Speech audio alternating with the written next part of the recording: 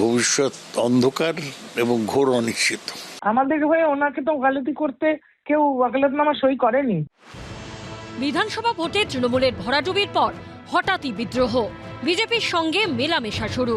তারপর এনসিপিআই নামে একটা অচেনা অখ্যাত দলের সঙ্গে মিশে গিয়ে বিজেপি নেতৃত্বাধীন এনডিএ-কে সমর্থন। প্রধানমন্ত্রীর সঙ্গে এক সারিতে বসে বৈঠক, দেশের সর্বোচ্চ প্রশাসনিক প্রধানের সঙ্গে ব্রেকফাস্ট, গালগল্প। দিন ভালোই কাটছিল এনসিপিআই সাংসদদের। চা নিয়ে বসেছিলেন, আমরা ওই পায়েস টায়েসও খেয়েছি, খুবই ভালো হলো। It was very nice. It is very very memorable. हमारे जो 20 सांसद एनसीपीआई के जुट है, हम साथ काम कर रहे हैं, ये खुशी की बात है। দিল্লিতে নরেন্দ্র মোদীর সঙ্গে ব্রেকফাস্ট তো কখনো মুখ্যমন্ত্রী শুভেন্দু অধিকারীর সঙ্গে লাঞ্চ। দেশের স্বার্থে বিজেপি নেতৃত্বাধীন এনডিএ-কে সমর্থনের ঘোষণার পর তৃণমূলের বিদ্রোহী লোকসভার সাংসদরা সুখে আহ্লাদেই দিন কাটাচ্ছিলেন। মাঝে মধ্যে কালীঘাট তৃণমূল তাদের সাংসদ পদ খারিজের জন্য লোকসভা স্পিকারের কাছে আবেদন জানাচ্ছিলেন ঠিকই, কিন্তু তাতে এতদিন বিশেষ কোনো প্রভাব পড়েনি এনসিপিআই সাংসদদের ওপর। কিন্তু অভিষেক বন্দ্যোপাধ্যায়ের মামলার প্রেক্ষিতে মঙ্গলবার এনসিপিআই-এর 20 জন সাংসদকেই নোটিশ ধরালো সুপ্রিম কোর্ট। তাদের প্রত্যেককেই নিজেদের বক্তব্য আদালতে জানাতে হবে। এরপর কি হবে? সাংসদ পদ থাকবে না খারিজ হবে? কি সিদ্ধান্ত নেবে সুপ্রিম কোর্ট? আম ছালা দুই যাবার জোগাড় হবে না তো? ওদের ওই কখনো ব্রেকফাস্টে ডাকলো, এইসব করে স্তোক বাক্য দিয়ে ধরে রাখা হয়েছে। কত ধানে কত চাল ওরা বুঝতে পারবেন। সুপ্রিম কোর্ট যখন আমাদের কাছে কিছু তথ্য চাইবে তখন আমাদের তথ্য দেওয়া হবে। তৃণমূল ত্যাগী 20 জন এনসিপিআই সাংসদের বক্তব্য জানতে চেয়ে নোটিশ দিয়েছে সুপ্রিম কোর্ট। সঙ্গে সঙ্গে সুদীপ বন্দ্যোপাধ্যায়, কাকুলি ঘোষ দস্তিদারদের শোকজ করছে লোকসভার সচিবালয়। 7 দিনের মধ্যে জবাব চাওয়া হয়েছে। সুদীপ বন্দ্যোপাধ্যায় জানিয়েছেন সংসদের সচিবালয় থেকে তারা চিঠি পেয়েছেন, উপযুক্ত সময়ে জবাব দেবেন। I think the speaker was waiting for the Supreme Court to move so that it can also move. The speaker can also move.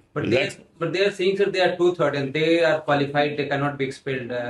But 2/3 will become zero soon. How, sir? Because this is all unconstitutional. They will be thrown out. কিন্তু এবার কি হবে তৃণমূলের বিদ্রোহী লোকসভার সাংসদদের? ঘর ভেঙে নতুন ঘর এখনো তৈরি হয়নি। ভাড়া বাড়ি থেকেও এবার উচ্ছেদ হতে হবে না তো? কৃষ্ণেন্দু অধিকারী ও বিজেন্দ্র সিংহের রিপোর্ট, এবিপি আনন্দ। এই পার্লামেন্ট দিয়ে শুরু করলাম, এবার বিধানসভা দেখছি ওদের।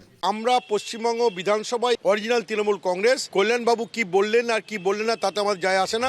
বিজেপি নেতৃত্বাধীন এনডিএ-কে সমর্থনকারী 20 জন সাংসদের সাংসদ পদ আগামী দিনে থাকবে নাকি থাকবে না তা নিয়ে জল্পনার মধ্যেই এবার বিধানসভায় সংখ্যাগরিষ্ঠ ঋতব্রত তৃণমূলকেও নিশানা করতে শুরু করেছে কালীঘাট তৃণমূল। এই পার্লামেন্ট দিয়ে শুরু করলাম, এবার বিধানসভা দেখছি ওদের কোন গ্রুপ জানি না, দেখছি। বড় লোভ না, শুভেন্দু চামচাগিরি করবে তো ওদের চামচাগিরি করা ছাড়িয়ে দেবো। কল্যাণ বন্দ্যোপাধ্যায় কখন কি বলে নিজের কথার উপর ঠিক থাকতে পারেন না। উনি বলেছিলেন যদি রক্তের সম্পর্ক ছাড়তে না চান আমি ওনার সঙ্গে নেই। উনি তো রক্তের সম্পর্ক ছাড়েননি, তাহলে উনি ওনার সঙ্গে আছেন কি না ওনাকে পরিষ্কার করে বলতে বলুন। রাজ্যে ভরাডুবির পর তৃণমূল এখন ছন্ন ছাড়া। বিধানসভায় এখন সংখ্যাগরিষ্ঠ ঋতব্রত তৃণমূল, সংখ্যালঘু কালীঘাট তৃণমূল। আসল তৃণমূল কারা? দলীয় প্রতীক কাদের হাতে থাকবে? তহবিলের অধিকার কাদের হাতে থাকবে?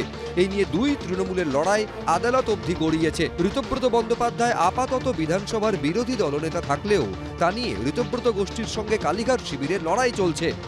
এখন তো ডবল নোটিশ খেয়ে বসে আছেন একজন রত্ন, একটা সুপ্রিম কোর্টের নোটিশ, একটা স্পিকারের নোটিশ। আমরা আছি, ছিলাম এবং থাকবো, আগামী দিনে কথা হবে। দিল্লিতে তৃণমূলের লড়াইয়ের ছাপ কি কলকাতাতেও দেখা যেতে পারে?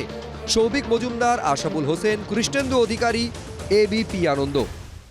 এবিপি আনন্দ, এগিয়ে থাকে, এগিয়ে রাখে।